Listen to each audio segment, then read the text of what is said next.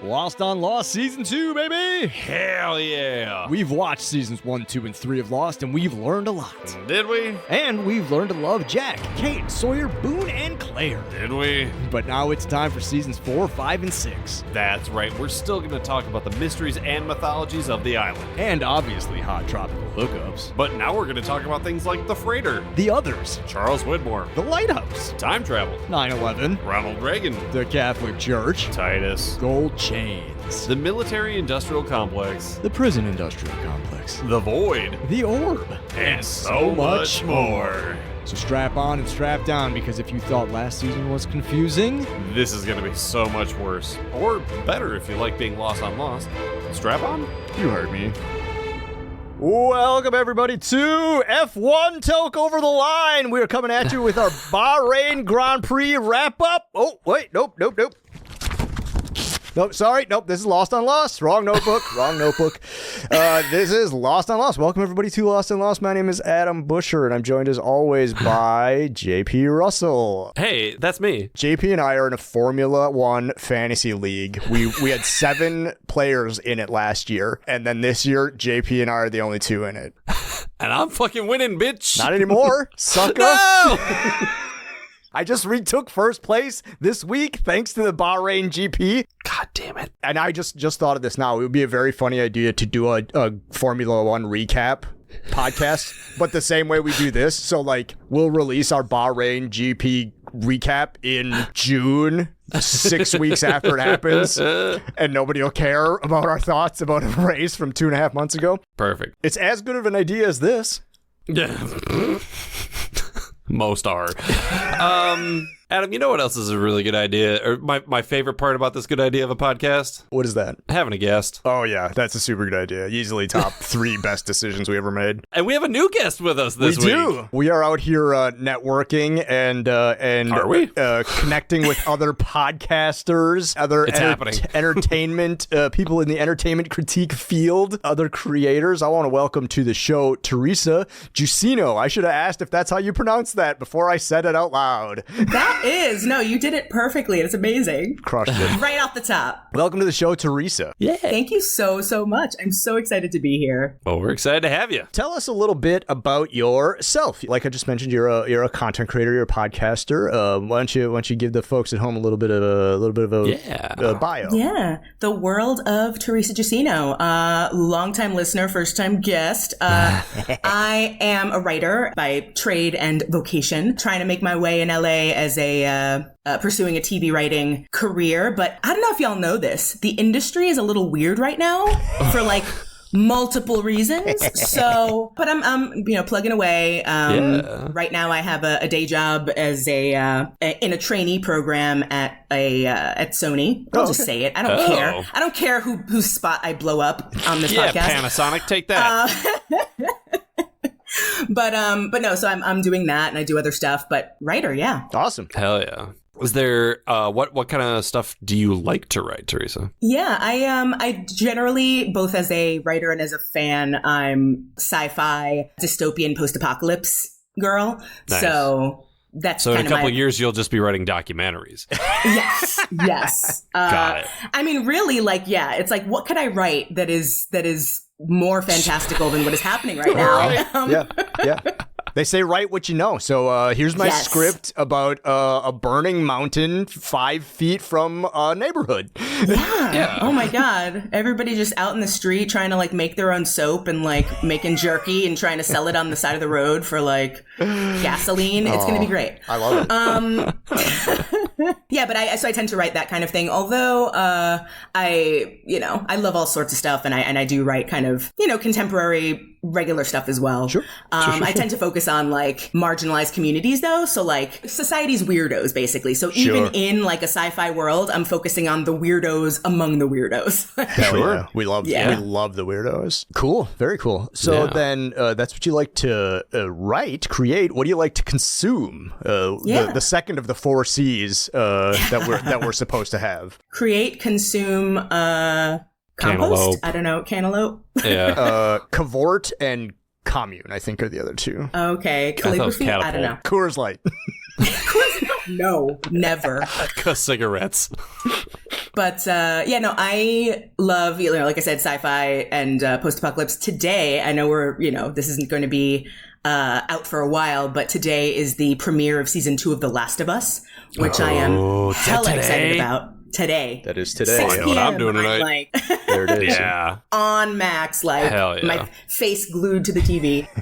But yeah, I love stuff like that, like Fallout, like Severance. Yep. So a lot of stuff like that. Cool. So when it comes to the ABC television program Lost, are you familiar with it? Have you watched it? Did you watch it in its original run? Is this your first episode? What's your background with the show? Lost is a big formative part of my identity. Not really, but that would be frightening. But I did watch it when it was on. I watched it like from the pilot on. I forget how I heard about it initially, because this was kind of the thing that made me a fan of like J.J. Abrams and Damon Lindelof and all that. Sure. I never watched Felicity when it was on. I kind of loosely watched Alias because friends watched it. Yeah. And I think I might have seen like after an episode of Alias, they showed like a little behind the scenes something because Lost was coming out or something like that.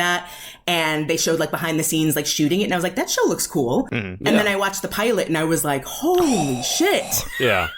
This is amazing. And just from then on, obsessed. Excellent. Is it Alias and Lost are technically in the same universe because they both have Drive Shaft? They also both have Apollo candy bars or something like Yes. that. Like they share, like in universe. As does Once Upon a Time. Yeah. Like all of that is exactly. together. Yep, It's a exactly. weird world, that world. Lord. Very Oh cool. my goodness. Excellent. Awesome. Yeah. Like I said, we only have there's people who have never seen Lost, there's people who watched all of Lost, and then we have like 4 outliers. They're like, I watched it up until like halfway or the last episode. Yeah, So yeah. awesome. Well, so yeah, whenever we have guests that have never seen the show, we have to give them the crisis hotline and the gamblers hotline phone number for afterwards. But you won't need that because you know what you're in for. No, Yeah, I'm yeah. good. Yes. No. Although I will say, like, I've never done a full Lost rewatch. Okay. I tend to like go back to like my favorite seasons or whatever Sure, and just sure, rewatch yeah. those a bunch. And so there was a lot. I'm looking forward to getting into this because like there's a lot that I forgot happened, and there's a lot that I was like, wait, this is the episode when that is revealed or whatever, and I was like, oh, I didn't remember it like this. So Yeah. That's happened to me a lot recently. The Jughead of it all has been an issue. And actually, Head of it all. I want to share something for the babies, for the children out there listening to this, because, Lost in addition to me just liking the show, it was really like the thing that brought my friends and I together every week. For sure. Like we had a like ongoing, like years long email thread about the show. Yeah. So we would get, every week, show ends, we're typing away. Email cool. threads like a jillion miles long. Yeah. And then once the show is over, it's like, what do we do with What do we ourselves? talk about? Do you guys like gelato? Yeah. I guess we'll do sourdough starters. Yeah, right. And yeah, that's one of the biggest things about Lost. Wasn't just the content of the show, but the community around it, and the water cooler aspect, and yeah, for sure. So that's awesome. Now we've got Severance. So Yeah, so there you Yes, go. and Severance fandom is so real. Like, oh my it's god, so it's real. so good. Cool, excellent. Awesome. Well, hey, Hey, do you guys want to talk about Lost? I kind of do. I think we should. Man, I sort am of I do. excited for this one. Today we are talking about Cabin Fever. It is the 11th episode of season 4 and the 83rd episode of Lost overall. Our centric characters, everybody's original OG sweet baby boy Johnny Locke. Originally aired on May 8th, 2008. It was written by Elizabeth Sarnoff and Kyle Pennington and was directed by Paul Edwards. Cabin Fever takes place on the 98th and 99th day after the crash of Oceanic Flight 815. And yeah, all I could think of is the Cabin Fever song from Muppet Treasure Island while watching this whole episode. Adam, Uh-huh. do you have a recap? Uh-huh. Let us hear it. I got a fever, and the only prescription is more cabin. On the island, John Locke, Ben Linus, and Hugo Reyes are lost. They desperately need instructions on how to bring a strike-shortened season 4 in for a landing. Good thing Horace always keeps that thing on him. And in the before times, Emily's miracle boy finds out the same thing I did when I was in high school. He's a nerd! Turns out you can't smoke in hospitals anymore thanks to woke. But no smokes and no knives make Adam and JP something. Go crazy? Don't mind if I do. It's cabin fever here on Lost on Lost. Okay. Oh, man. Cabin fever. Cabin fever. Cabin fever. Cabin fever. Starting out with some Buddy Holly and the Crickets. Oh my God. We got an immediate problem here. What's that? Not that they established this in the episode, but they did establish it in Jughead. John Locke was born in 1956, just like my dad, who is entering his 69th year. Nice. The song Every Day by Buddy Holly was released in 1957. There's no way Emily could be listening to this to get herself hyped for the date because it's too early. Well, you know, strike one. They didn't have the internet in 2007, so like, yeah, there would be no way to know that. There'd be no way to research that. I'm sorry, but Jacob has more control than you think he does. Oh. He makes songs come out whenever he wants. That's fair. He wants Emily to have that song. She's gonna have that song. Good point. But yeah, this little lady getting her lipstick on, got her tunes on. You going out with that boy? Yeah. You going out with that grown-ass man? He's twice your age, and you're probably 16? Gross. Yeah. Oh, my God. Mom's not wrong.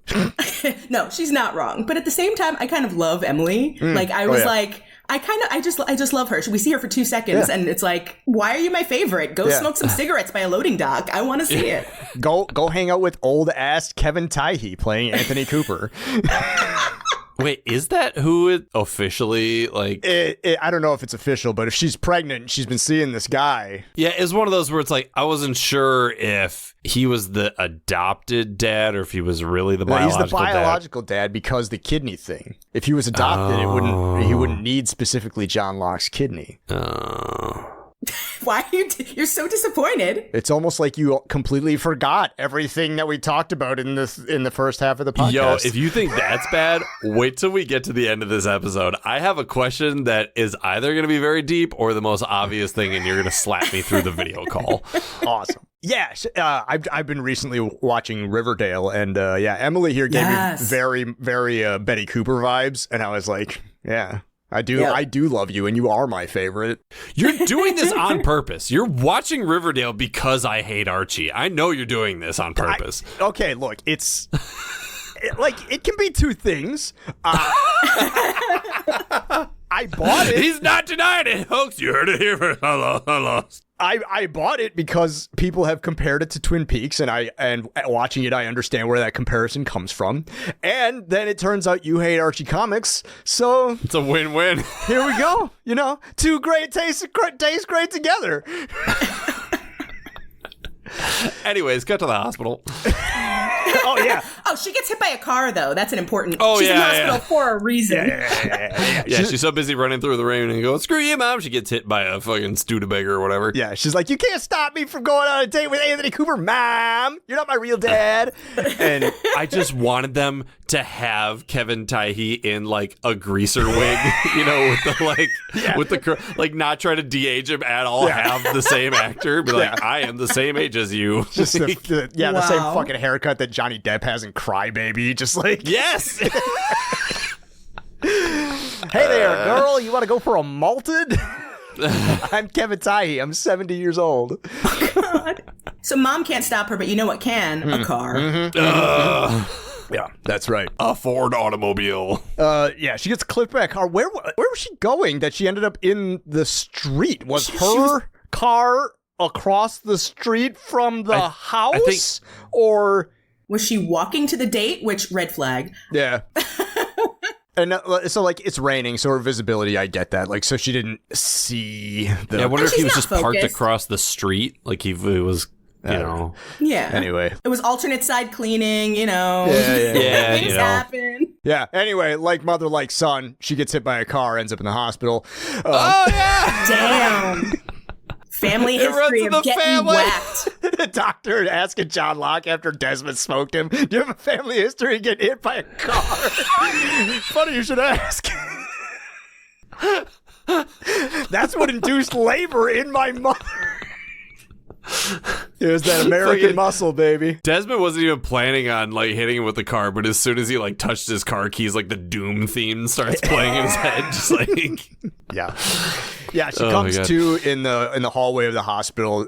She's snapping out of it. She's like, "Oh my god, what's going on?" And they're like, "Carvey Ped, yeah, jack her full of whatever ER juice, and let's get her give her saved." some cocaine about it. She's like, "Only a little though. I'm pregnant."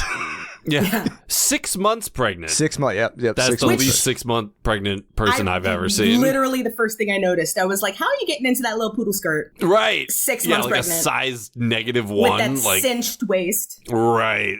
So the nurse is like, "Oh my god, she's pregnant and she's not married." So they have to deliver the baby because of the car accident and stuff. So, I mean, that's pretty early. It's not the earliest premature birth in the history of time, but that's, But I knew that it was locked because the baby was bald. Christ. Please clap. Oh my. So yeah, after the baby's born, she's like, "Can I hold him? Can I hold him?" She's like, "He's undercooked. We gotta put him in the incubator for a little while. Incubator. Too little right now. Let's get him squared away, and then we'll then you can do some bonding or whatever." And as they're wheeling the blanket, because there's nothing in the incubator, the pile of blankets in the incubator. The American Sniper, baby. Yeah, she's like, "Name him John. His name is John Locke. Name him John." And it's like no one asked for that yet. It's like we'll write that down on the birth certificate when we bring the paperwork by. Yeah, let's Like, make sure relax. this thing survives another 3 minutes. Yeah, don't bother naming it yet. We don't know if it's gonna pull through. Like, But I have to scream this for the viewers so they know it's him. name him John. Well, the actress that plays Mom has the same face as Claire. Yeah. Just I don't know. The whole time she's just giving Claire vibes. Yeah. Cut to the jungle. Ben and John Locke and Hugo are looking for the cabin. And they don't know where they're going. Yeah, this whole bit where, they have a little bit of fucking banter about something. Why are we going there? Because we got to talk to the guy who lives in the cabin, yada, yada. How do we get to the cabin? And Ben's like, I don't know. I was following fucking Hugo. And Hugo's like, what? Yeah. Hugo, I'm not even in front. Right, yeah. So you were the last one to see it. You know where it is. Oh my God, this was the best team up. Like, I want to watch a show with just these three going through the jungle. Oh. Spin-off series. Yeah. Yeah. Survivalists. Oh my God. It's the odd couple, but these three. Yeah. It's the Yeah. odd throuple.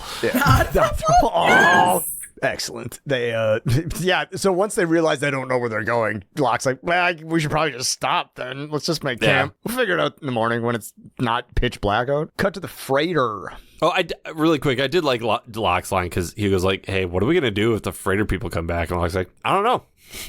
I don't know. We'll figure it out. We'll figure it out. It's like, I smell a lot of "we'll figure it out" coming off of this plan, and I don't love that. Well, that's kind of Locke's whole thing. Yeah. I'll know when I get there on the day. Yeah. Live and let island, whatever.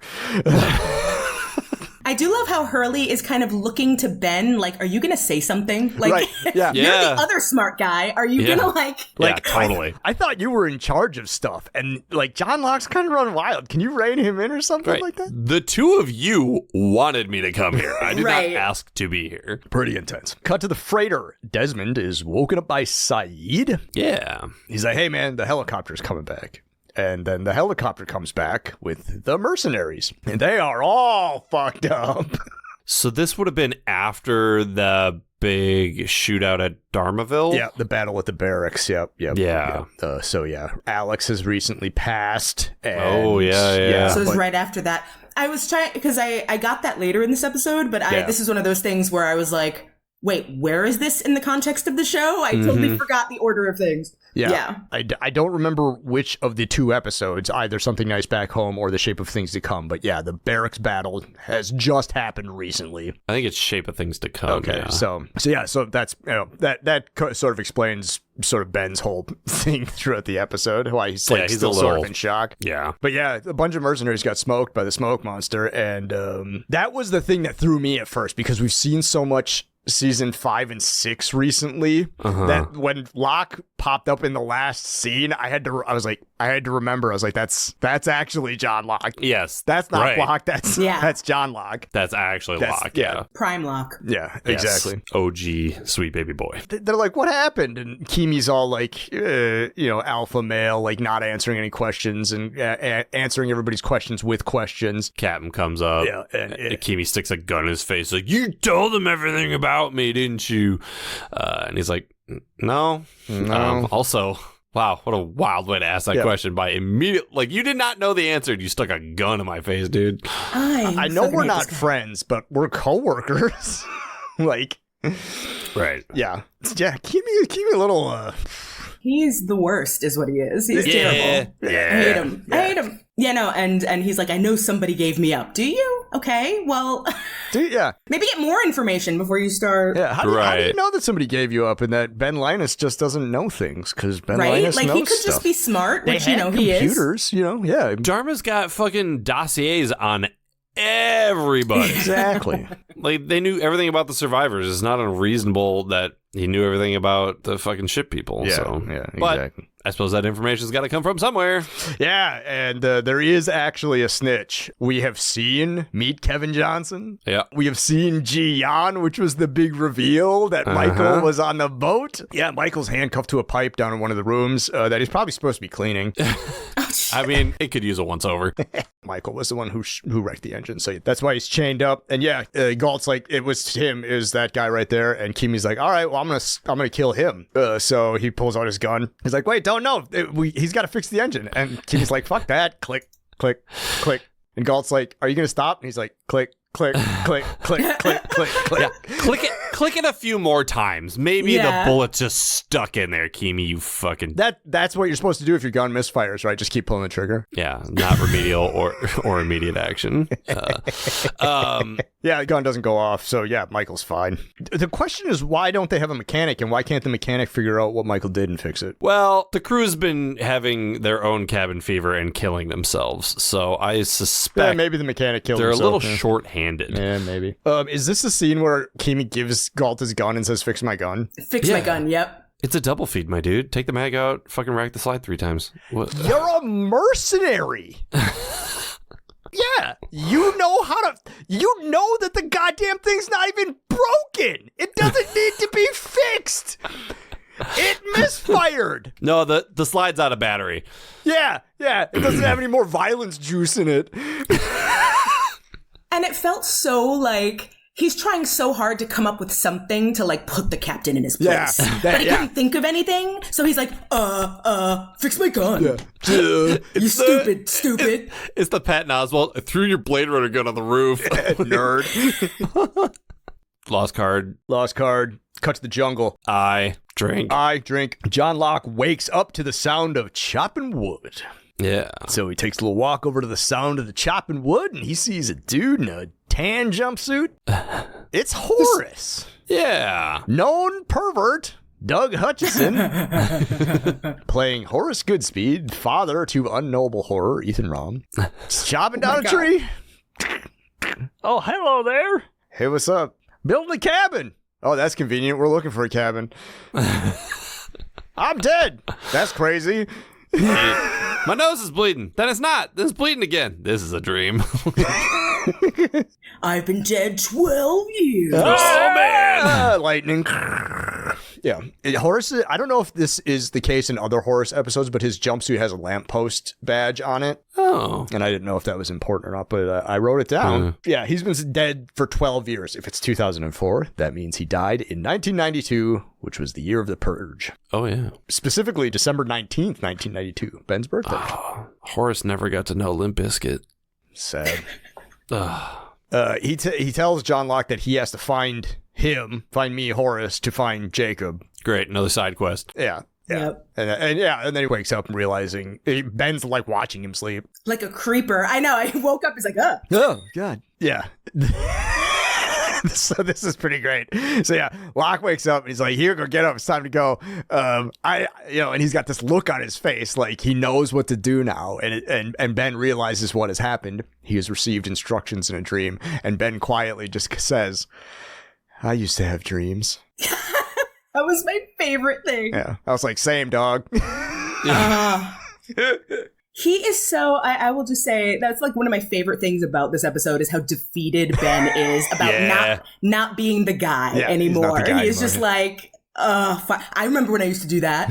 Jacob and I used to have great times. We say it all the time. We have so many inside jokes. Yeah. I couldn't even begin to describe. You had to be there. They're so funny. Look at all this stuff I don't have anymore. It only cost me my daughter. Yeah. Isn't Ben also holding like a rifle? Yeah, he has a rifle. Yeah, I thought that was interesting because like just a few episodes ago he was kind of a prisoner, and now it's like, Yeah. Can I just say, just the mild annoyance, but like, you know, when Locke wakes Hurley up and Hurley's like, Malamars. Yeah. I'm like, Yeah. Come it's like, on. Okay. The fat guy's dreaming of cookies. And I was like, good Lord. He couldn't say like a video game name or something. Whatever. Right. Anyway, side note. Diva Mendez. You're right. Something good and dirty like that. Like, that's fine. Too Fast, Too Furious. Oh, God. Former Secretary of Labor Robert Reich.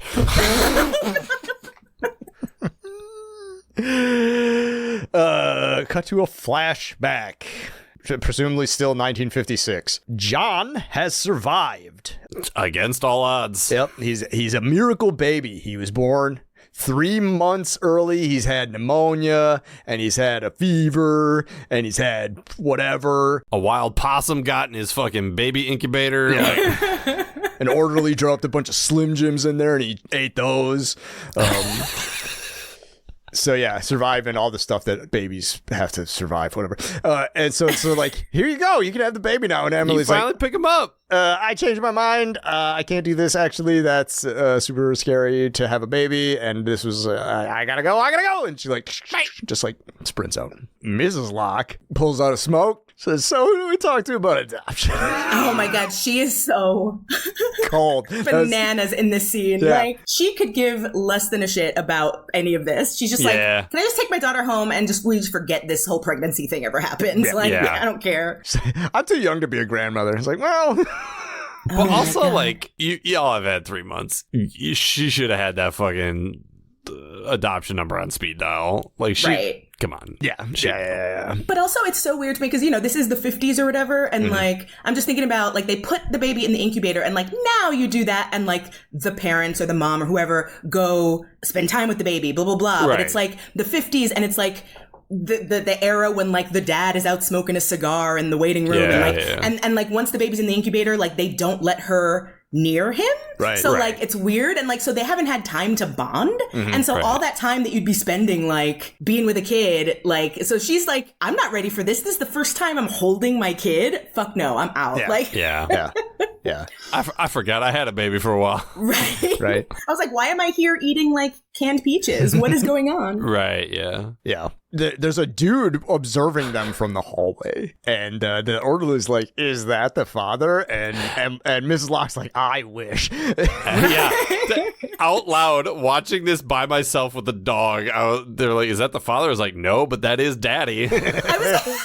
I was literally gonna be like, I want him to be my daddy. Right. I was like, God damn it, Mr. Carbonell. Richard, how did he know that John Locke was gonna be born here? It's almost like in Jughead, an adult John Locke told Richard that he was gonna be born in Tustin, California on blank date 1956, and he should go check it out. And that'll prove that he's from the future. So Richard remembered that for 2 years and observed the birth of baby John Locke. From the hallway, that could just be a baby. Yeah. It's not like they wrote John Locke on the baby. It's not like the nurse was like, here, Mrs. Emily Locke, here's your baby, John Locke, that you named John right after it was born. John Locke. Right. John Locke. And then Richard's like, is that John Locke? Also, would he keep his last name after he's adopted? Well, what ends up happening is he doesn't end up getting adopted. He goes into the foster system. Foster, right. So he's just stuck with that name. Yeah. Stuck. Yeah. Stuck with it. Stupid parents. Stuck with this dumb name of this philosopher. Like, Emily was just a big John Locke fan, like just a big fan of, I wish I knew off the top of my head what kind of philosophy John Locke did, but old philosophy. Yeah. Adam or Trisha, did you ever play the Half-Life video games? No. Portal, not Half-Life. Yeah. Then never mind. Did you? Why is Yeah. that? Why would that be relevant? Because he looks like the G-Man in that suit and that haircut, and then looking through a window, and other people just observing him, observing them. Okay. Anyways, Was Emily just a big fan of the father of liberalism? and one of the first British empiricists? Please clap. Maybe. You don't know her life. wow. Real laugh a minute here on Lost on Lost. It says here that his writings influenced Jean-Jacques Rousseau. Oh, snap. Wait, and who was his mentor? Was it Anthony Cooper? Because I'm pretty sure it was. It was, yeah, we did that. Cut to the jungle. Hugo asks why he's here. It's like I could have just left, and you and Sawyer had a big fight about whether or not I had to come with you or go, or if I could go with him, and you made me come along. And why exactly? Yeah. He says you can see the cabin. It's not that makes you special, and this is a special boys trip for special boys. Boys trip. He was like, okay, sure. Let's go to the cabin then. He's like, well, we're not going to the cabin. We're going to go to somewhere where I can find a map to the cabin. And Hurley's like, I really hope it's not a big hole in the ground full of skeletons. Spooky skeletons. Both Locke and Ben are like, ooh. I sure can't find the cabin, but I can find where my good friend Ben shot me in the gut. I tend to remember that place. Which was only like 10 days ago. Yeah. Like, he's fine. Totally fine. Oh, no, but one thing that Hurley says is, the reason I can see why I think I see the cabin is the same reason you can, because we're both the craziest. Because we're the craziest. Here. Yeah, that's really good. Just kind of brushes that one off. Yeah. I'm not crazy. You're crazy. I said I was crazy.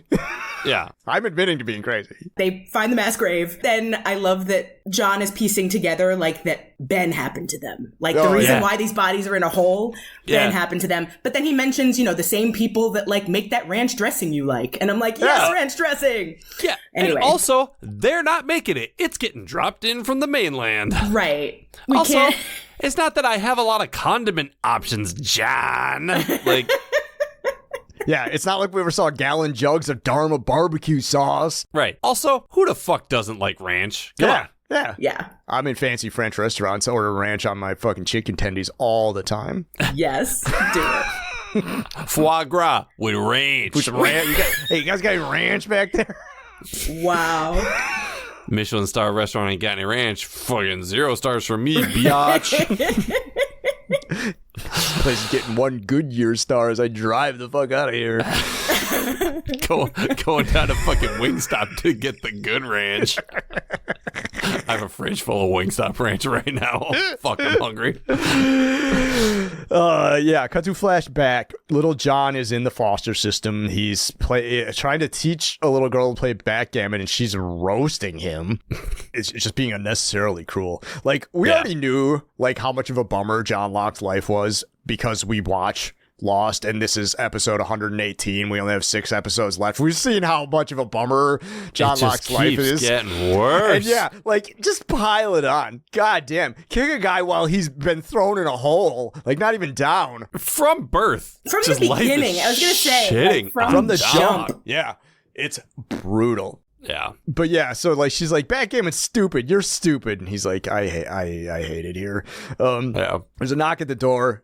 Foster mom goes up to the door and Richard is like, hey, I'm here to see John Locke. And the mom's like, John Locke, talk to this nice man. Behave yourself. Right. Awesome. Another adult can watch this child for 10 minutes. I don't know who this man is. I will leave him unaccompanied with this child just so I can get 10 minutes of silence. Yeah. There's that joke about like why were there so many serial killers in the 60s and 70s? It's because of stuff like this. People just let people into their houses all the time. Dude, God. Was it Albert Fish did that? He literally would just like pose as a salesman and be like, can I take your child for a while? And these people that had like 16 children would be like, yeah, sure. Yeah, have just fun. Just bring him back in like a year or something. Yeah. Like, Oh my God. And she like yells at him too, like, behave yourself, as if like, you know, like what has he been doing? Like right. what? This super well-behaved child who's just quietly sitting there trying to entertain your other charges by playing a nice board game with them. Behave yourself, you demon seed.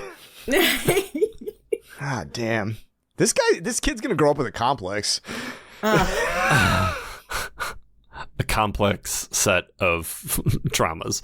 Yeah. And knives. Yeah. Oh. Richard's like, hey, buddy, I run a special school, and I'm going to show you some stuff, and we're going to find out if the school is right for you. So come on over here, and let's take a quick look at your artwork. Holy shit, is that a picture of the smoke monster? Wow. Did you draw that? Do you have some sort of genetic memory of that? Why? You know what? I'm not going to think too much about it. That's also, listen, my nieces draw the most horrific looking things, but I have to be like, wow, that belongs in the Louvre. Right. You know, like, yeah. And I don't know why John. Yeah, exactly. It's like Richard sees a picture of the smoke monster killing somebody. John Locke sees like, oh, tornado I saw on the news. Like it's all about context. And yeah, Richard sees it different because he's from the island and it's big. He's like, why do you have a picture of my boss on the wall of your house? Let me try that joke again. That piece of art belongs in the Gutenberg. Is that a better? Yeah, it's much better. Thanks. Yeah.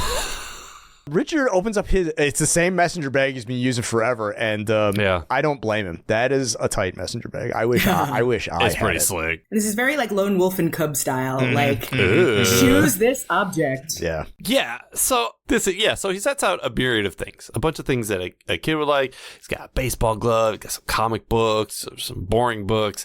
He doesn't set out a bunch of things that a kid would like. He sets out 2 things that a kid would like, and then some weird stuff. Well, you know, but like, here's my problem. Yeah.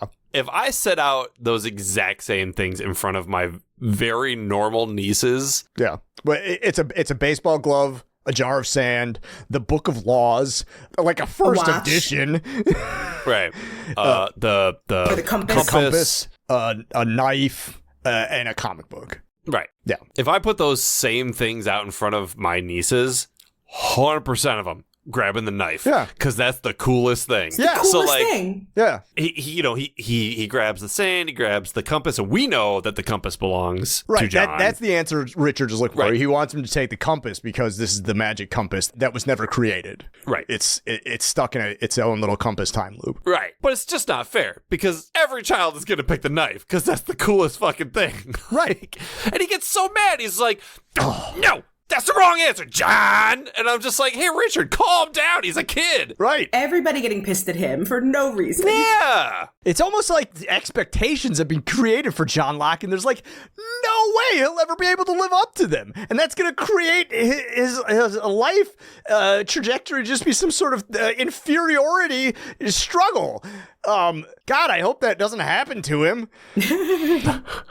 But like, also, Locke basically told him, I'm a time traveler, right? Like, Right. Richard's got to understand that the kid wouldn't know about the compass. Like, well, maybe not. I don't know. Anything can happen between him at this age and him later. Right. Like, Right. you know, him picking this now doesn't mean he won't, you know, Right. Get pick it the compass later. later. Like, He's like crazy. 6 here, and Richard met him when he was 46. Like, Yeah. yeah. So maybe as a child, John Locke didn't know how to time travel and learned how to do it as an adult. Right. Precisely. But in John Locke's defense, he didn't tell Richard to go visit him as a 6-year-old. He was like, just, you'll see me born, and then don't have contact with children you don't know. Yeah. After that, that would be that would be a buck wild thing for you to do, Richard. And he's like, I'm gonna. Although it's so like interesting, just Locke as a character, and this is why he is the sweet baby boy of all baby boys. From birth, he's getting shit on, Yeah. but also he's like determined to like survive. Yeah. You know, don't tell me what I can't do. From birth, like pneumonia, suck it. Yeah, like, you can't breathe. you know, Don't tell me what I can't do. don't tell me what I can't do. Like, so he picks the knife and he's like, yep, this is mine. What are you going to do? Like, every choice, everything that John ever does is like, fuck you to whoever's listening. And I think that is like interesting because, you know, it's like, on the one hand, yes, stop shitting on this kid. On the other hand, this kid was like born with this confidence to like, I do what I want. Yeah. Like, Right.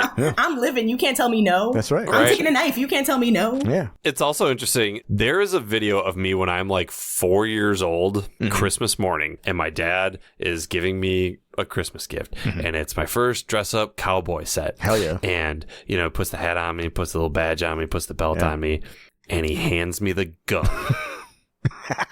And you can see the canon moment take place where I grab the gun and I go, oh. Like, and that has shaped who I am to this day. And then I immediately tell my dad to like stick him up. Right. And then I got pretty good trigger discipline too for a 4-year-old. What if this is the moment picking up that knife that makes John Locke the fucking survivalist knife boy? Yeah. You know? Yeah. So like, that's what happens when you start fucking around with the timeline. Yeah, exactly. Exactly. Cut to the mass grave. John Locke is digging through some corpses, trying to find Horace. Ben and Hurley are up on the lip there, and Hurley's like, "So you killed all these people, huh?" Hurley's like, "Ben's like, I didn't kill them." I mean, yeah, you did. It's like, no, they killed themselves by way of their actions. Okay, whatever you say. I Ben. was only following orders. Yeah, exactly. Oh my God. And then then he's also like, and this is also where you shot John Locke and left him to die. And Ben was like, "Yep, I was standing right where you're standing." that I did Right do. where you're standing. And then Hurley like moves. Oh my God. I love what a snarky bitch Ben is in this scene. I love it. Yeah. Despite the fact that he's traumatized and still in shock, he can still be a little catty. Yeah. Oh yeah. We find Horace. Gross. But yeah, it just like Locke starts patting him down, digs in his pockets, and he pulls out a fucking blueprint and a map. Like, Cool. Cool. Oh yeah. Turns out Horace was building a cabin, building a little hideaway for him and Amy to go get busy in. And, gross. Also, that skeleton had the best looking teeth I've ever seen. Has the skeleton been using whitening strips? Or? Yeah. Very nice teeth. Dharma whitening strips. Cut to the freighter. Kimi requests Galt's key. Key for what? We'll find out. They have like this argument in the hallway. Oh, and this is where Galt is like, "Hey man, like I know you were going through it on the island. I could tell that you guys had a bit of a rough time. But things have been fucked up here too, man. Like, I should probably let you know, yeah. people have cabin fever, man. Regina jumped off the boat, and I figured there was no point in trying to help her." Yeah. But he's like, I need to let you know, I think you might also be experiencing this. Like, Maybe. yes, that's what helps someone when they're in psychosis, being in a calm demeanor. Just let them know you are suffering from psychosis. Oh, is that better now? Kimi's like, "Thank you for pointing it out," and just like choke slams him against the wall and takes his key. They walk into the office. This was also pretty funny. A lot of snark in this episode. Oh my God. We're only supposed to open that together. You're here, aren't you? You're here, aren't Yes. you? Well, yeah, okay, fuck you. Digs in his file cabinet and opens up this little safe and pulls out this red thing, the dossier, and like unwraps the thing and starts flipping through it. It's a Dharma workbook of some sort. He's like, "What is that?" "It's a secondary protocol. If Ben knows that we're going to torch the island, this is where this is a list of where he's going to go, and we know where to go because we know the secondary protocol." And Galt's like, "Wait, back up. Torch the island? When we do what now? Did you say torch the island?" Also, torture with what? "Yeah. We don't have any napalm. We got C4. We have all of the C4. It's like, oh, but we got bags of stuff. Just wait. We're going to pack it all up right now. Yeah. Oh no, this is the fix my gun thing here. Yeah. Kevin Nash also does a little thing when he grabs the key from him. He like snaps the chain off his neck and he says, "Thank you." Yeah. Like I don't know if that was in the script or not. It was a nice little Yeah, it is. acting Yeah. choice the way he says it so politely. Kevin Durand is a phenomenal actor. He's a great actor. Did I say Kevin Nash? Did I say Kevin Durand? I don't know what you said. I wasn't listening. I thought, isn't it Kevin Nash? It's not Kevin Nash. Kevin Nash is the wrestler. Then who's the basketball player that I screwed him up for? No, now you're thinking of Steve Nash. Steve Nash is a basketball player. Okay. Kevin Nash is Big Daddy Diesel. And then there's Nash Bridges. And No, yeah, Carlton right. Hughes, full circle. Yep. Right. Yep. Nash Bridges over Madison County. Right. Yes. Such a good movie. Is it a good movie? My mom watched it and I remember her trying to watch it as a child and me being really bored by it. Yeah. And I was like, "Is this movie just about bridges?" And she was like, "Go outside." I mean, it It's kind about of old is. people boning. Yeah. Fuck. Dude, now I'm gonna watch it. Yeah, this is the part where Kiwi's like, fix my gun. It's like, you shouldn't. You're a dickhead. It's... We're just continuous on the freighter. We go up to the main deck. Desmond and Saeed are watching the dead guy getting taken away. Yeah, which they already hauled him away that night, and now they're hauling him off the chopper again? What happened was they hauled away the already dead guys, and then there was one guy who was still alive that they were trying to save, and then that guy died, and that's the guy. Yeah, that guy Mayhew, they called him. I can't keep track of his name. So they're trying to save him on the helicopter? For the audience at home, I shrugged. Oh. I thought okay, whatever, yeah. So yeah, they're just kind of like, dude, this is buck wild. We gotta do something. Yeah, and Captain's like, you can hide under the sink. It's my favorite hiding spot for when we play hide and go seek as a crew. It's the Friday night game. And they're like, that's not gonna work. These are mercenaries. And of course, Saeed is like, dude, no, bad plan. Bad like, plan. Let a grown-up make a decision. Right. Yeah. I'm the one who's thinking ahead here, yeah. I made Saddam's hidey hole and they found him. You know, like... That was such a good fucking spot. Years they were looking for that guy. Galt sends Omar away from the helicopter. He's like, hey, Omar, Kimi needs you. Go talk to him. And I will watch the guests. They're not prisoners.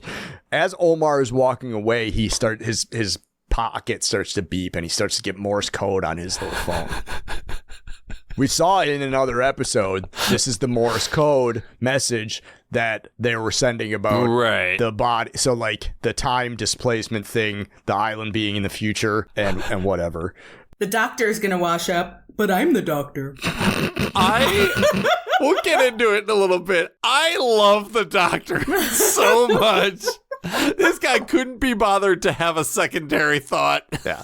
So the alternate plan to hiding under the sink is the Zodiac. Saeed's like, whatever's going on here is obviously not a rescue mission, so let me get the rescue mission going. Give me a raft. I'll start ferrying people bringing the to people and here. That fro. is their only way we're going to save the folks if we start getting them on this fucking ship. Yeah. And Galt's like, all right, sounds good. Meet me behind the container in 10 minutes. Throw the raft in. We'll send you on your way. Sounds good. 10 minutes is the exact right amount of time that I need to get ready for this mission. We cut to the island. John Locke tries to send Hugo away, sort of. Or like he gives him a choice. He's like, you didn't ask for any of this. Now that we've got the map and we know where we're going, I don't need you. Which is how Hurley frames it. Oh, you don't need me, so now I can fuck off into the jungle, into the dark, whatever. Right. Does that seem safe? Like, no. Yeah. And Locke is just like, it's your choice. You were right about earlier. We forced you to come along, and you're welcome to come along. But like, it's up to you, not up to me. And Hurley's like, well, yeah, in the interest of safety, I'm staying with you guys. Mm-hmm. And starts leading the way out of there. And then Ben hits Locke with the accusation that he's manipulating him. He's like, oh, look at that. Hugo thinks that it's his idea to stay here. Very good. And Locke's like, I'm not you, man. Yeah. And then Ben's like, yeah, you're certainly not. Catty bitch. Yep. I love it. More snark. No, you're not. Yeah. And you never and will you be. Never. Yeah. Would you ever nerve gas a whole crew of like basically harmless scientists? No. Right? Be a man. But like... Be a man, nerve gas a village. Right? If you're not nerve gassing a camp, what are you even doing with your life? Right. But, it's that grind set mindset. You know exactly. what I mean? Exactly. Not nerve gassing a village. That's beta behavior. Right. So if I was Hurley in this, I have to say, John says you can go. I would not be all insulted and offended. I'd be like, peace out, Cub Scouts. I will book it back to camp. Like, I've got plenty of daylight left. Like, danger schmanger. I don't know what you're doing. Yeah. I just watched you dig through a grave. Like, you and I have different hobbies. Like, what are you trying to prove to who, Hurley? Like, just go. Just leave. Just get out of here, man. Whatever's gonna happen at the cabin is probably not gonna be something you want to see. So just the beach is where it's at, anyways, baby. Exactly. Right? That's where the mangoes are at. Yeah. The mangoes, the Dharma Ranch, fucking sun. Well, yeah. Right? Sun is there. All the chicks, like gin. You could hit a quick 9 at the golf course on your way. That's right. Play with the dog. Yeah. Fuck. Visit Libby's grave.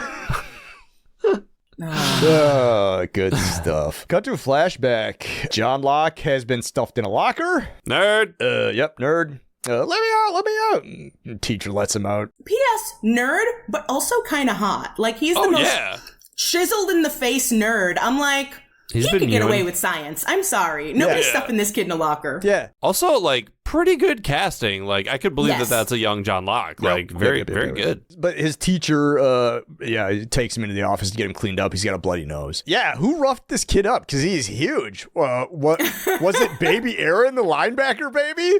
Oh no. That was baby Ethan. Oh, God. I was going to say Ethan Rom. Yep.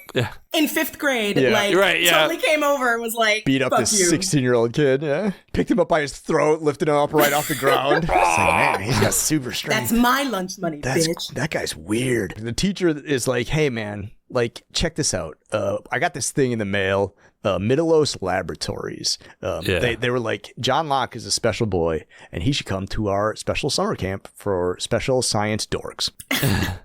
I mean, students. It's just regular cool dude students. Super cool. Kiss all the ladies and get invited to all the dances. Dr. Alpert. Middleos, is that where Juliet was working? Yes, that is the place that Juliet interviews at. It is later on called Middleos Biosciences, but here in the early 70s, it's Middleos Laboratories, because they're not into bioscience yet. They're just into laboratories. Mm-hmm. They just make laboratories. Yeah. We're just sewing mice to other mice. We're putting guys in microwaves and seeing if they got any metal on them. What's this magnet taste like? We're going to pull all the iron out of your blood. The teacher's like, you should do it, man. Like, you should do it because this is the type of shit that you should be doing. You shouldn't be you gotta be what you are, and you're not a jock, dude. You're a nerd. There's two types of students in high school: jocks and nerds. And as a jock, it is their job to give nerds a hard time. Yeah, it is your job to learn science. Yeah, and it's your job to be a nerd. And John Locke's like, dude, I like boxing. I like cars. I like sports. I'm a man's man. He pulls the fucking Brett Kavanaugh fucking. Yeah, I like beer. Yeah. I like hanging out with the boys. Yeah. I'm not a nerd. Yeah. All right. Well. All right. So here's the thing. This is an element of this is the only element of unbelievability that I had in this episode, because me personally, fucking, I love hockey. I love F1 racing. I love chicks. I think that's great.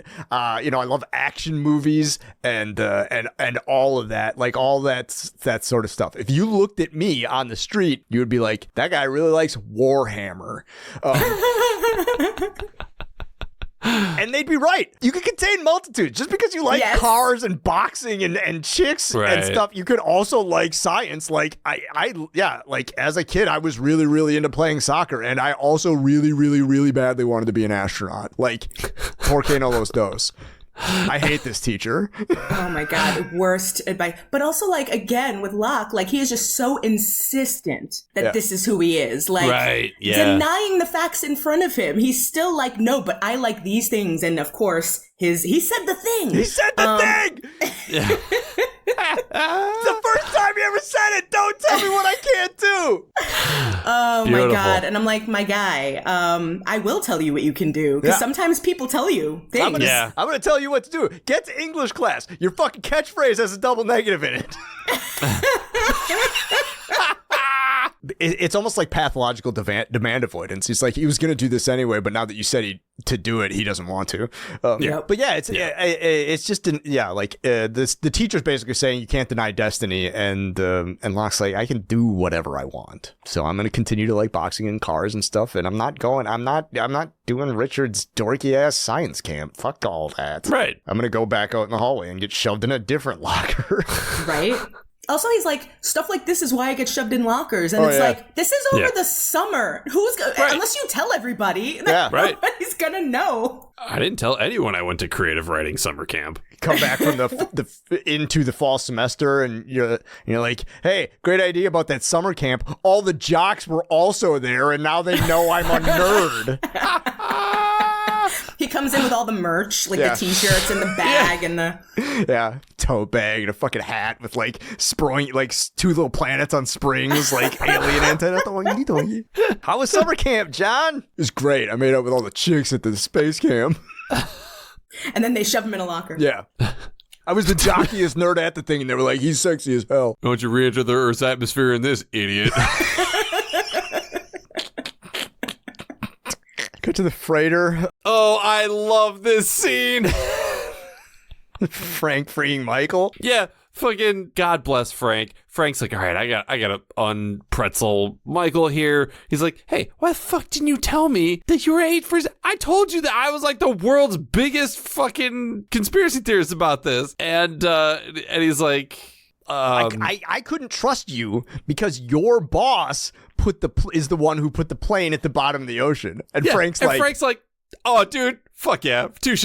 Like, no counter argument, no sass. He's like, I got you there. Yeah, you got me. Like, yeah, it's totally. That old, what do you do when you encounter a conspiracy theorist? Just out conspiracy them? Yes. Yeah. And he's like, I thought I was a conspiracy theorist. You got me beat, son. The moon landing's fake. You believe in the moon? It's so he gets Michael out from under the cot and undoes his handcuffs, and then he goes under the hallway. He's like, "Hey man, we're just taking Michael to the engine." And Omar, I didn't mean to interrupt. Whatever the fuck this is. Kimi's just standing there, shirtless, in the fucking T pose, looking like Sheamus from the WWE, and he's strapped. Yeah, and Frank's like, "Why are you strapping a metronome to that guy's bicep?" Why are you wearing a mesh t-shirt? Why are the nipples cut out? I don't understand why Frank interrupted them, because he doesn't he doesn't report to either one of them. That's Omar. Kimi's like subordinate, and then Kimi, neither one of them are a captain. Like, who? Hey, I'm taking Michael to the thing. And Omar just shuts the door. He's like, shut up. Yeah, we could not fucking be bothered. They're just like, this is a sex thing. Yeah. Yeah. Mind your business. Yeah. Up top, the Zodiac's in the water, and Galt's like, here's a compass. Take heading 305. That's what Faraday said to get in and out. That's the only safe way to get in. If you follow the same heading on your way in as your way out, you would just go in a straight line away from the island. So like the heading back to the island should be the reverse of the reverse heading. So like if it was 305 heading to the freighter, it should be like 125 heading back. Yeah, something like that, yeah. But whatever. Why should we hold lost to such a high standard? It's fine. It's fine. Desmond's like, you know what? Fuck all this. I've been on the island for 3 years. I'm never, ever going back to that place. I would love to help rescue people, but not at the cost of ever going back over there. Fuck that. Honestly, smartest decision. Yeah. Can't really blame him for that. Yeah, not at all. Not at all. Desmond and Saeed's like, that's actually a super good idea. If you don't come along, there'll be more space to bring people back. Right. It doesn't take two of us to run an outboard motor. So yeah, just like chill here and make sure nobody else gets shot, I guess. Ooh. Kind of a tall order. Cut to the jungle. The odd throuple arrive at the cabin. Oh my god. It's like, hey, cabin. Locke and Ben sniping over who's the most special boy. Yeah. You're gonna find out the consequences to being chosen. Okay, relax. Get out of my way, nerd. Don't you have a hot air balloon to fucking go inflate or something? And then Destiny is a fickle bitch. Destiny's a fickle bitch. It's like you wanted that to sound cool, but it didn't really. It didn't sound. It sounded really like what's the word I'm looking for? Overwritten. Should have gone to creative writing summer camp. Cut to a flashback. John Locke is at physical therapy. I can't say that he's like learning how to walk again after his accident because his legs don't work at all. So he's just like scooting down a set of parallel bars with his legs hanging limply underneath him. Why? Yeah. What? No, wouldn't they have him, like, one, that's an insane fucking thing to be doing, and then two, wouldn't they have, like, him in a harness and someone right behind him, or, like... Yeah, in a harness, like, unless it's, like, conditioning his arms so that he can better, like, wheelchair. But like, I feel like there's got to be so much better exercises to do that if that is in fact what they're doing. Like, just like have him sit in a chair and do some fucking bicep curls and stuff. Like, you can sit in a chair and do dips. Yeah. Yeah. Like, I don't know. If there's anyone with PT knowledge that can hit us up at wearelost@gmail.com. This is a pretty good wig. Because he's bald, so I loved the hair in this. Yeah. I was like, oh, this is good. Like sometimes John Locke has some pretty nefarious wigs. This one was all right. This hairpiece was I bought it. He collapses because why wouldn't you? With this insane exercise, and they're like, oh, I guess that's it for today. They help him into the wheelchair, and a secret black dude starts wheeling him back to his room with the most telltale voice of all time. With the voice like if you can't pick like the thing of so it's Lance Reddick. R.I.P. Lance Reddick. He's a phenomenal actor. Yes. I just don't understand, because we've seen him before, and he was doing something with, like, Alana, and... Yeah, honestly, I forgot how he was tied in. I know he is tied in. I was glad to see him again. Yeah. And I totally forgot what he had to do with anything. He shows up at, like, the psych ward for Hugo. Yeah, he visits Hurley, and he asks here. if the people on the island are still alive. Like, that, I think that is the last time we, like, saw him. Yeah. I don't know if we ever get answers as to what his fucking deal is, but he kind of just pops up here and there. But he suggests the walkabout. Yeah. Wheeling him to the elevator. Like, there's this sort of like sinister moment where Locke thinks he's gonna shove him down the stairs. I was waiting for that. I was like, oh shit, did he get shoved down the stairs in this episode? It's the Mac and me. According to Lostpedia, Matthew Abaddon is agent of Charles Widmore, whose job is to get people where they needed to be. He was in 4 episodes. But how does Widmore know that Locke is one of the candidates? I don't know, man. And that he needs to go on a walkabout. Huh? That actually answers nothing. Matthew Abaddon, I think, is one of those like unexplained things. One of those dangling threads. It's like, what's her face? Fanula Flanagan. And like, you know, it's like the people who are like, although she was more explained, but like. But even still, like, not probably to the satisfaction of the more curious folks of the audience. Yeah. Yeah. He's like, he's like, in case you didn't see, I'm in a wheelchair. I'm a cripple. I can't go on a walkabout. And Matthew Abaddon's like, a walkabout will give you a different impression of who and what you are. So get in the elevator, and I'll see you later, man. When the next time I see you, it'll be different. He's like, you'll owe me. Oh, yeah, you'll owe me one. It's like, okay. And then I don't think Matthew Abaddon ever sees John Locke again. Yeah. He does not. Also, I love how John Locke, Mr. Box Company, is like, oh, yeah, I could see that your walkabout really helped. You're like an orderly now. Yeah. Like, I'm sorry. Box Company McGee. Yeah. All high and mighty over the orderly. Sorry, mister, I call sex workers over the phone to pretend to be my ex-girlfriend. My wife, my ex, my ex. Not even my current, my ex. Why don't you use some upper body strength to climb on top of your high horse? Unreal. Cut to the freighter. The mercs are loading up a bunch of weapons. And yeah, like they're just like, they put like 8 rocket launchers on the helicopter. It's like, there's only 3 of you left. Like, how many rocket launchers do you need? Right. Omar comes over. The doctor is like, is the doctor helping them load the freighter or load the helicopter? Or why is the doctor over there? Yeah, I don't know. Maybe still getting corpses? He seems like such a bad doctor. Maybe he keeps putting the dead bodies on the helicopter being like, is this helping? They keep unloading them. He keeps loading them. Yeah. He keeps unloading them. We don't want this on the helicopter. I don't want it on the boat. Yeah. The doctor, he's just always so confused and like can't be bothered. The guy's like, yeah, I got a fucking Morse code. It says you're dead. The doctor's dead. He's like, but I'm the doctor. He's just living in the present, you know? The anxious man is living in the future, and the depressed man is living in the past. He who is at peace is living in the present. And that's the doctor. Yeah. Wow. Yeah. The message, Omar tells him about them. He's like, isn't that weird? And it's like, I don't know. I don't have an opinion about whether or not that message is weird or not. I'm the doctor. Frank comes over and he's like, hey man, I'm not doing this. You got your mercenaries. Like I was hired to fly scientists, not mercenaries. So I'm not taking you anywhere. And Kima's like, I'll kill you. And Frank's like, that's not a good threat because your problem persists. I'm the only pilot you have. Yeah.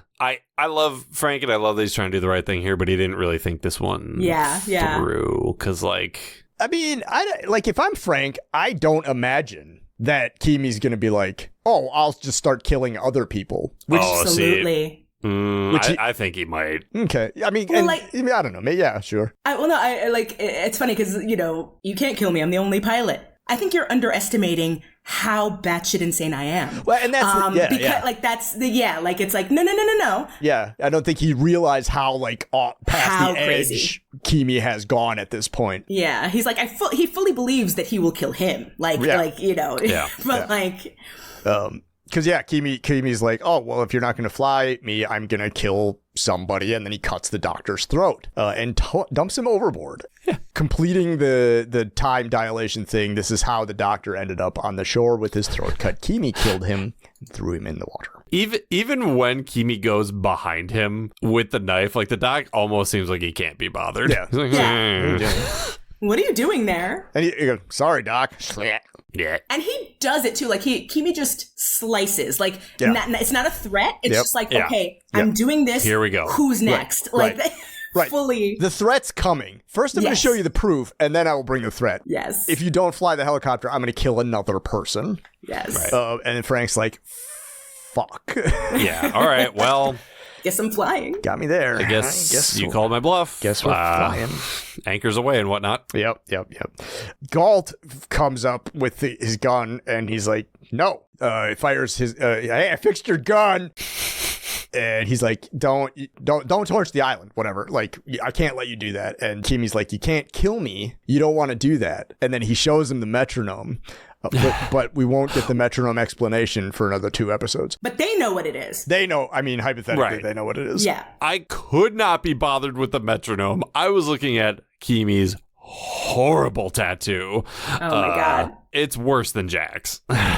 Also, in doing some Googling, I'm thinking Kevin Durant, which is a basketball player. Oh, KD. Yeah. That's why.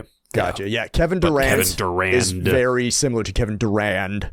Kevin Durand is also sort of similar to Kevin Nash. Kevin Nash is sort of similar to Steve Nash. And then Steve Nash is, of course, very similar to Steve Gutenberg. So I can see... No, that's that art museum, the Gutenberg. The Gutenberg, full circle. Yeah. I really hope we don't cut that joke from earlier so that this one makes sense.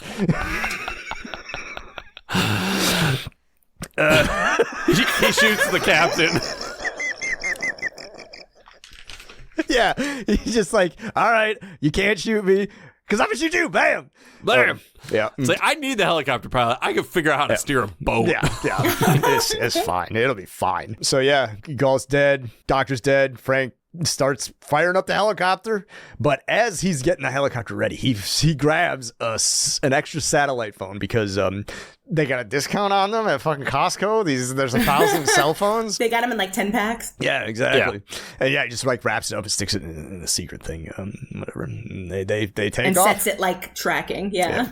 Cut to the beach. T2J. 35 minutes and 1 second. Holy shit. I honestly thought he wasn't going to be in the episode. I forgot he was on this show. Where's so jarring Jack when at? you're reminded of it this late into an episode. And the wonderful thing about this scene is like, he didn't even have to be in it. If he wasn't in it, they could have made this scene exactly the same. Juliet comes running over to him. Hey, what are you doing on a bed? He's like, oh, we're hungry, with a mouthful of cereal. And she's like, doctors make the worst patients. He's recovering from an appendectomy, which Juliet fucking crushed, by the way. Didn't need any help from him. As a matter of fact, his ideas for the surgery made the surgery harder. But yeah, she's like, it's just like one of these really goofy like moments because then they hear the helicopter. So yeah, like this could have been just like Sun and Jin like in the kitchen like making a fucking Dole Whip or whatever, and Dharma Ranch. Yeah, Bernard in there just like being groused at by Rose and just be like, oh honey. They hear the helicopter. Like, oh shit, hell yeah, rescue's finally coming. The middle of the night, sure, that makes sense. The helicopter does not like slow down or land, and then a backpack comes flying out of it and destroys Claire's tent. Oh no. Just, is the baby in there? I'm really glad that Claire and Aaron have disappeared into the jungle, otherwise they would have got fucking leveled by this. Yeah. They go over there, they open the bag, and it's, Jack runs over to the bag right after Julia told him not to be running, busting his stitches and stuff like that. It's like, you don't have to run. I thought it was going to be like C4 the way it was beeping or something. You know, Yeah, like... I was waiting for it to be about, because I honestly forgot what happened. So I was like, wait, does this blow up? I forgot. Yeah. And I was like, hey, fuck it. If that is a bomb, run the other way. Like, Yes. Are you going to throw it into the ocean? yeah, what are you going to do? Defuse it? Oh, if I pull these two wires out at the same time, the timer will stop and then speed up. Yeah, he opens it, he finds the phone, it looks to be tracking, and he's like, I think they want us to follow him. Okay. It's like, do you? Is that what you think? You know what? That thing's a phone. Why don't you just call him and ask him what What's going on? Hey, why don't you throw this down here? Hey, you up?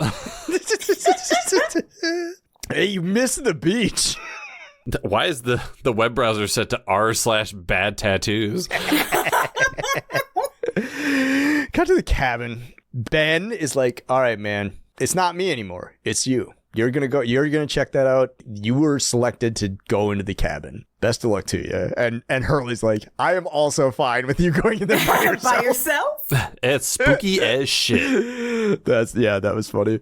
The Ben and Hugo wait outside while JL heads into the cabin by himself, lights up the old hurricane lamp, creaks into the cabin. There's somebody in there. Yeah. Do you guys have any thoughts as to who it was before it was revealed? Rosalian Isles. Good guess. It's a throwback to the first time we saw the cabin. Well, it's funny. When I first saw it, it didn't even look like a I thought it was a skeleton. Like, I thought it was a dead body. Yeah. And I was like, why are you talking to it, John? Like, Right. it just looked like somebody died in a chair. Yeah, for sure. And then he just assumes that somebody's there. And I'm like, it's why? like, you just left a big hole full of skeletons. This is probably a skeleton. Probably somebody skeleton. died in this cabin. Yeah. And you could be next. It's Christian. Everyone's favorite dad. Yeah. And in the corner, there's a rat. Oh, God. No, it's Claire. Oh, she's adorable. Yeah, it's Christian. And Christian's like, hey, man, I'm Christian. This is the first time he's been spotted on the island not wearing, like, his suit. He's wearing, the others' sort of regalia. But yeah, he's like, what do you do? Do you know why you're here? And he's like, I'm here because I was chosen to be here. And he's like, good answer. Good answer. Like a fucking Family Feud contestant. That's not an answer. No. I'm here because I hang out in the jungle a lot, and chances of me being here are as good as my chances of me being at the fucking golf course, the staff, or the Poughton Pond, or anywhere else, man. Bigfoot? Like, Yeah, like... this cabin just appears and disappears, man. I was taking a leak, and I'm in here. Right? It just materialized around me. Yeah, exactly. Like a fucking TARDIS or a teleporter. I found directions from here from the mass grave. No, not that mass grave. The other mass grave. No, not that one. That mass grave. The other that mass grave. So yeah, Claire's there also, and he's like, "Hey, don't tell anybody she's here. That's kind of on, like me and her is kind of like on the DL kind of thing. So like, don't tell anybody." It's just fucking creepy. I live in a secret cabin in the woods that no one can find. Don't tell them that their friend is crashing here. And she's like, "It's fine. I'm with him." I'm the with most him. vague. Yeah, it's fine. I'm feels with him. This man's a ghost. And also my ghost dad. Oh, it's ghost dad. Oh no! Speaking of pervy old men,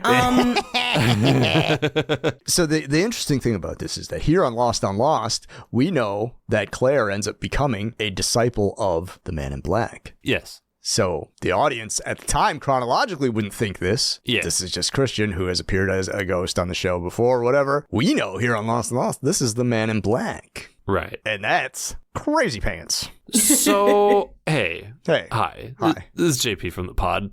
This scene kind of fucked with me a little bit because, like, we get a bunch of information in Across the Sea. Second to last episode of the fucking show. Basically, the conversation, or is it in Abby Turno? Fuck.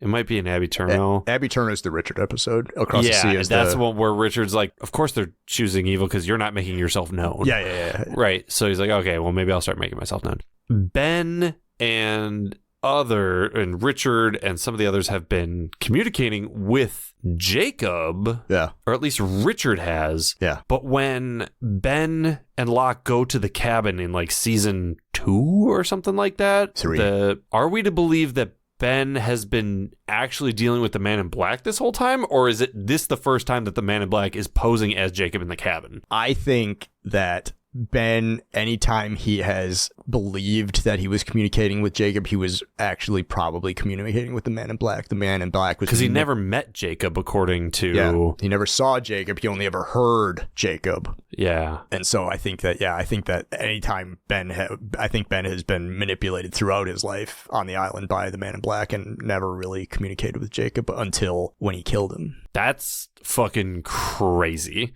Indeed. Yeah, that's some buckwild shit. That's a lot to wrap my brain around right now, this late into the goddamn podcast, Adam. Yep. Well, and because Jacob's Jacob's focus is on the candidates. Like, Jacob is like trying to find a legit, like, Ben was never legit. Like, he was like, he's been a pawn, like, this whole... Richard was his one guy that he dealt with. Yeah. So when Ben's always like, I've been to the cabin, I did all this shit, yada, yada, yada, like, yeah, he might have just been dealing with the Man in Black this whole fucking time. Crazy. Yeah. I'd say I'd go online and see what the fan theories are, but I don't care enough. Locke's like, how do I stop the freighter people? How do I whatever, blah, blah, blah. And Christian's like, you're not answering the right question. Ask the right question, and I'll tell you the answer. And Locke is like, how do I save the island? Ding, ding, ding, ding. Cut to outside. Hugo and Ben are just sitting there. Hugo busts out a candy bar, little snack. Looks over at Ben, splits the candy bar with him. Two of them just munch candy bar. And this is why Hugo's Hugo. Like... Yeah. He's always down to share. He's always down to, like, make people comfy. Yeah, he's like, I know I don't necessarily know what your deal is, but, like, my candy bar's your candy bar. John Locke comes wandering out of the cabin, and they're like, all right, what's up, big dog? What's the scoop? What are we supposed to do? We have to move the island. Bum, bum, bum. Lost. Cabin fever. My goodness. Yeah. So, like... Cabin fever, because everybody on the freighter is going crazy. Yeah. Kimi's going crazy. And the odd throuple is looking for the cabin. All kinds of meanings to the title, Cabin Fever. Cabin Fever.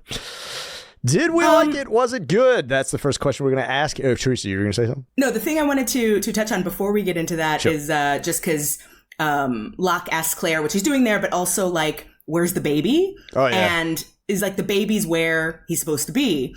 And that's the one thing about this show as a whole that I like. I love this show. I was in it to win it, but they always bring up kids and like, kids are important.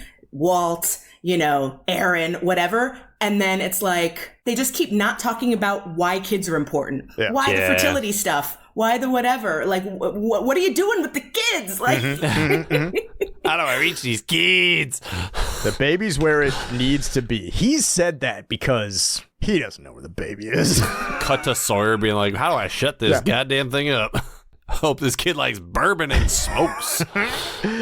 So that's Cabin Fever. The question is, did we like it? Was it good? That's the first thing we're trying to figure out here.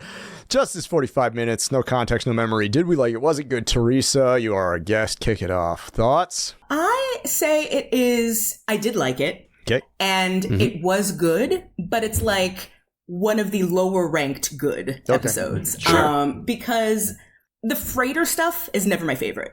Okay. I've always kind of, I was never interested in the, like, politics of the freighter, the whatever, what's going on there. Yeah. It's only relevant as far as the people on the island. So whenever I see Kimi, whenever we're there, I'm just like, oh, okay, I can go get a snack now. Sure. But, like, it had enough of a balance between that and the cabin and the flashbacks and whatever that I did like that, like, yeah. So I liked it and it was good. Okay, cool. Yeah. JP, what do you think? Yeah, I did also like it.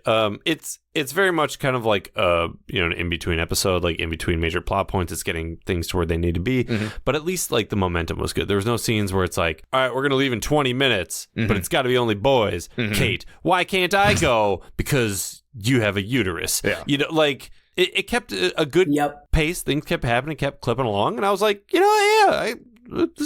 entertaining. I was locked in for the whole thing. Cool. So, All right. Adam. Yeah, I think I did. I think I did like it.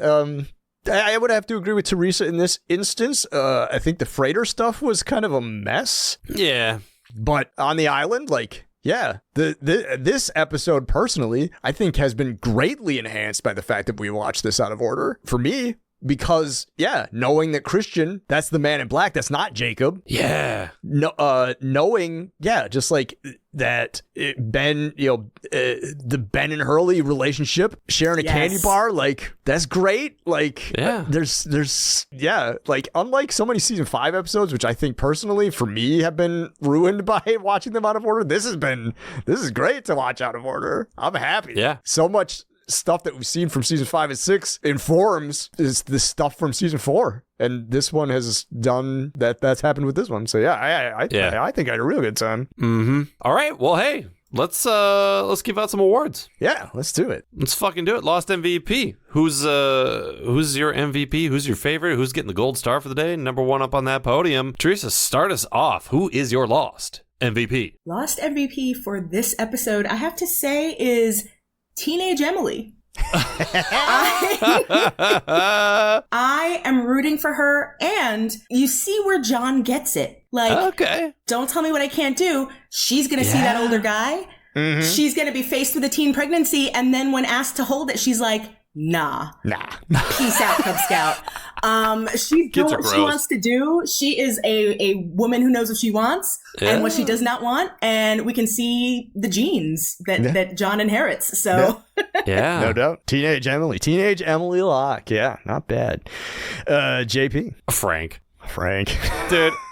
Frank's fucking attitude is so good. Yeah. Just like, dude, you could have talked to me. Your fucking boss is the bad guy. Fucking got me there, dude. Like, I'm not flying. Shoot somebody. I'm flying. Like, he's a man of action, and he's got a can-do attitude. And I fucking dig Frank so much. Yeah. He's also the realist. Like, he's so real. Like, he has his convictions, but at the end of the day, if it's gonna fuck with his being aliveness, right? No. Or other people being alive. Yeah. You know? No. Like, Frank is a good fucking guy, man. Yeah. And he's probably a big fan of Ancient Aliens. But who isn't? I mean, yeah. You know, that racist show. Adam. Yeah. MVP. Yeah. Juliet. What?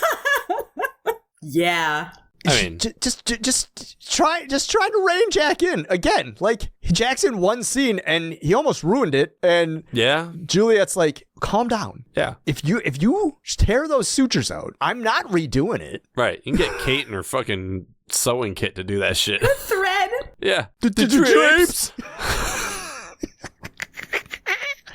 Yeah, Juliet. I like her, and like. That's it, Juliet. I mean, Elizabeth Mitchell. Yeah. Oh, God. Yeah. All right. Well, then let's flip to the other side of the pillow. The Lost Forever. The King Suck of Shit Mountain. Who is our least favorite? Who's out here fucking up? Teresa, start us off with your Lost Forever. Lost forever and ever. Keamy.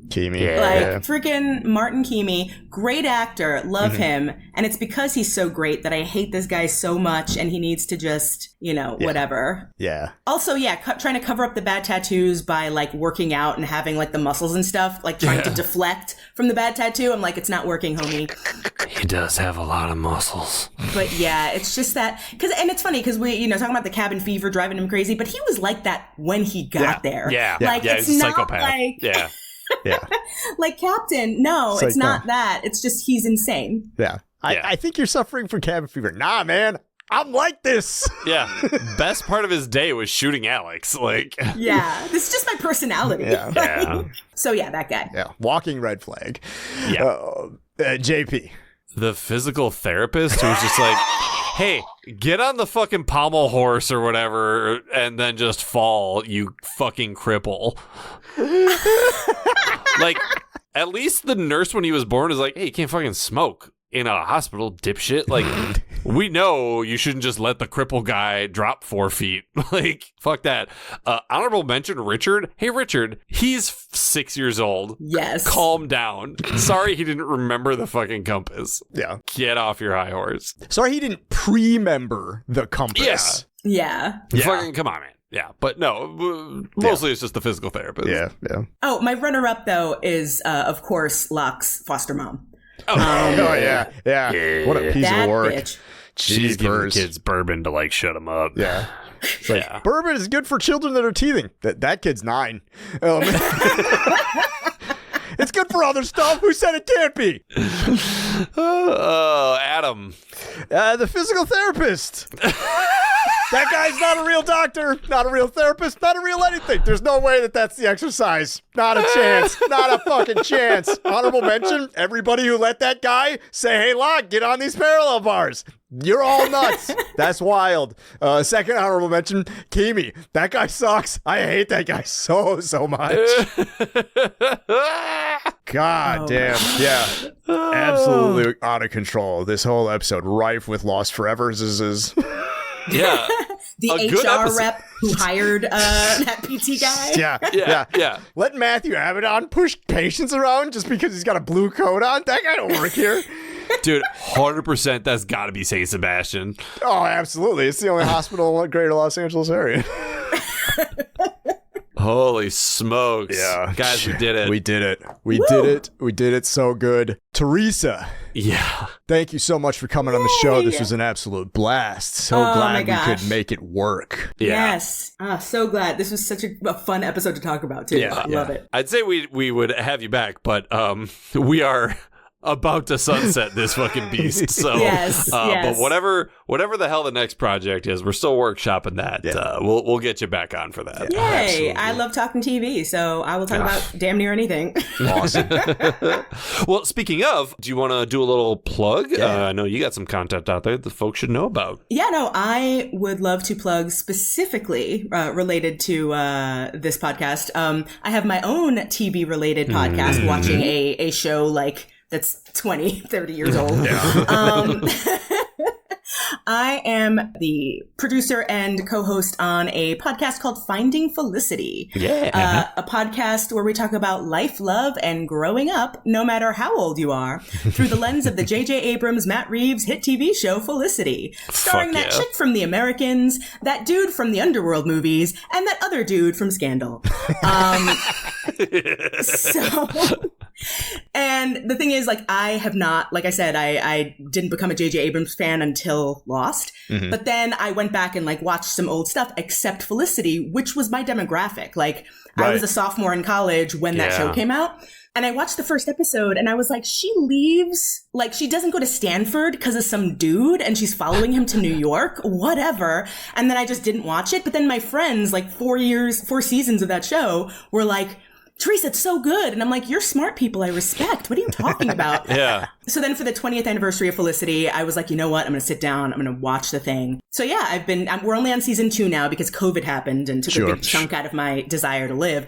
But I came back and kept going with the podcast. And we just finished season 2. And that's part of my, I have a production company called Pominock Entertainment. Pominock Entertainment is where you can find Finding Felicity and other stuff I have going on. And right about when this episode drops, we'll be releasing some other stuff as well. So Great. bookmark it, y'all. Excellent. Hell yeah. Yeah, check it Yeah. out for sure. Well, yeah, we will put a link to that in the show notes. Yep. And everybody, please go check that out. Yep. Because it's a very good time. Yep. So, Yay. Awesome. JP, Yeah. what are we watching next time?